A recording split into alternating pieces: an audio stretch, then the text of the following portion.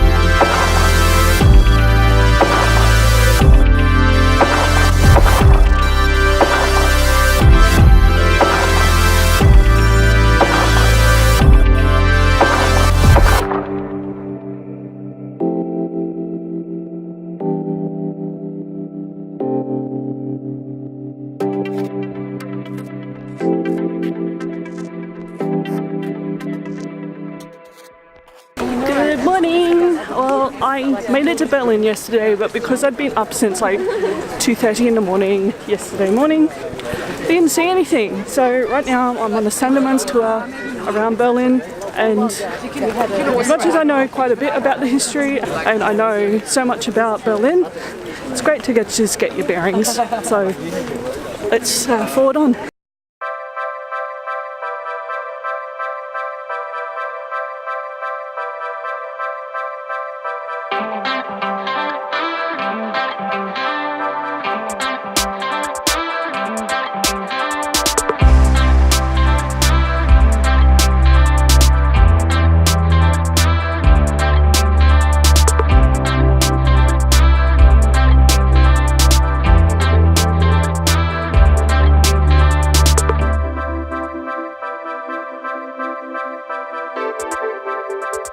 That the Soviets and the Polish army, which then was called the Red Army, came to Berlin because the Soviets thought, okay, there's no way in bombing all of Germany.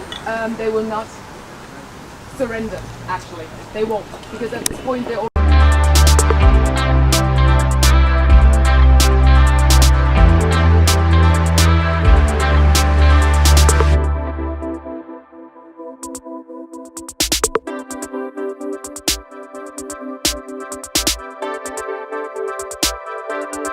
Welcome to Checkpoint Charlie, or how we call it, Fake Point Charlie. Because the actual original Checkpoint Charlie was a few hundred meters southwest from here, but then more and more tourists came and asked for Checkpoint Charlie, so they did this.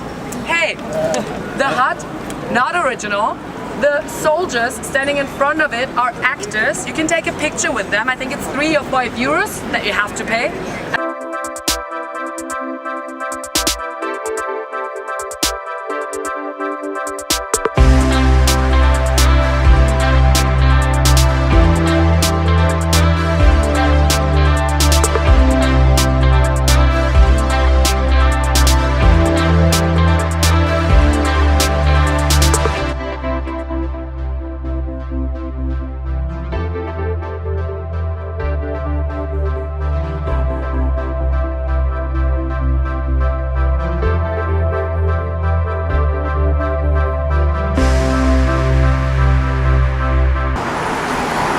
So anyway guys, I just now finished that tour, and I tell you that was probably one of the most informative and probably one of the most well executed tours I've ever been on.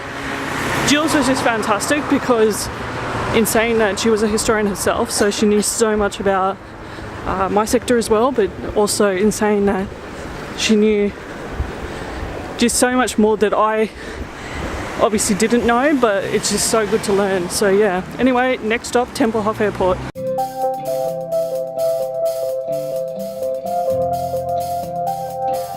So anyway guys, I'm now actually at Flughafen, Tempelhof. So anyway, I'm going to give you guys a bit of a history lesson about this place, because this building that's actually directly behind me, behind this fence, it's probably one of the most well-preserved buildings of the Nazi era. Obviously 92% of Berlin was actually bombed during the Battle of Berlin, so it's probably the most well-preserved. Anyway, this airport was actually sort of spearheaded back in 1927. Coincidentally, a year before, in 1926, Deutsche Lufthansa actually was founded right here. So as everybody may know, Lufthansa, which is actually the national airline of Germany, was actually founded here, literally. But anyway, 1927 was when it was actually kind of spearheaded, and it was actually had the old building here. So this is all new officially. So anyway, back in 1933 it was actually rebuilt. It was actually designed by Albert Speer, who is probably the main architect of the Nazi era, and he was basically the #1 architect for Hitler. So that's where that all comes about. Anyway, this here is all just basically a typical Nazi building. As you can see, long windows, very cold looking, just very typical of the era. So that's your pretty much first part of the history lesson. Anyway, after the war, Berlin got divided in between East and West. This is actually in the west part of Berlin, from my understanding. I don't know if you guys can see me here, right? You can. Okay, and then infamously, this is where actually the Berlin airlift actually happened. So where pretty much they were actually landing planes every like 10 seconds or something like that, offloading their goods for West Germany and then getting the hell out of here. And that was pretty much happening 24/7.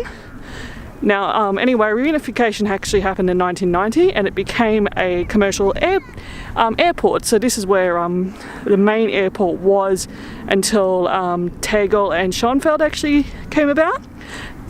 And then it was shut down in 2008 as a commercial airport.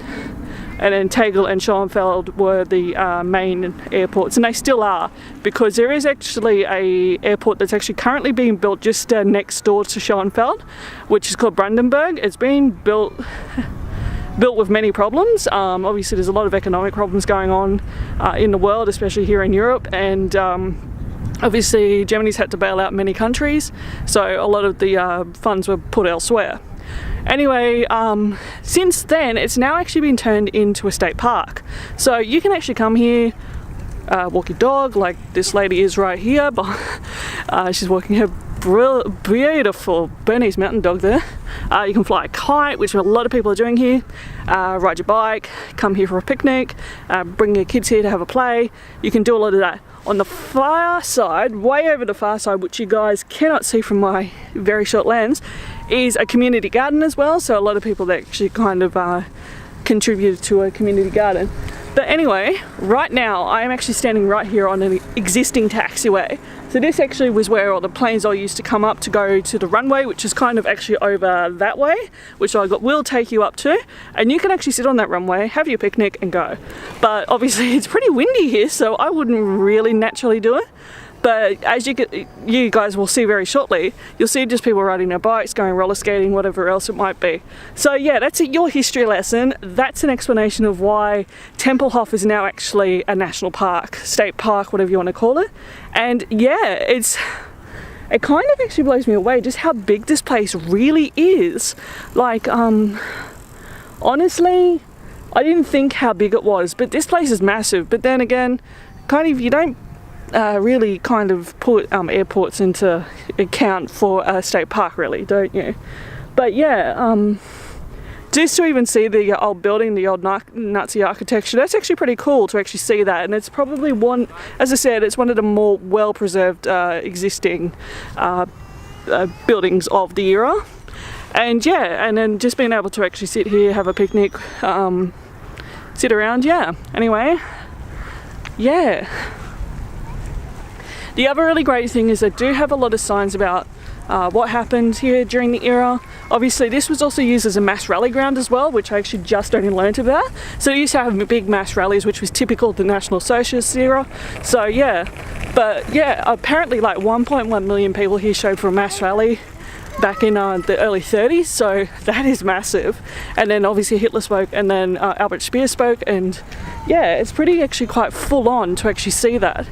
But to actually see how creative Berlin is actually when it comes to these kind of things, like to make it actually as a national park. Well, yeah. Anyway, let's go around Flughafen Tempelhof now.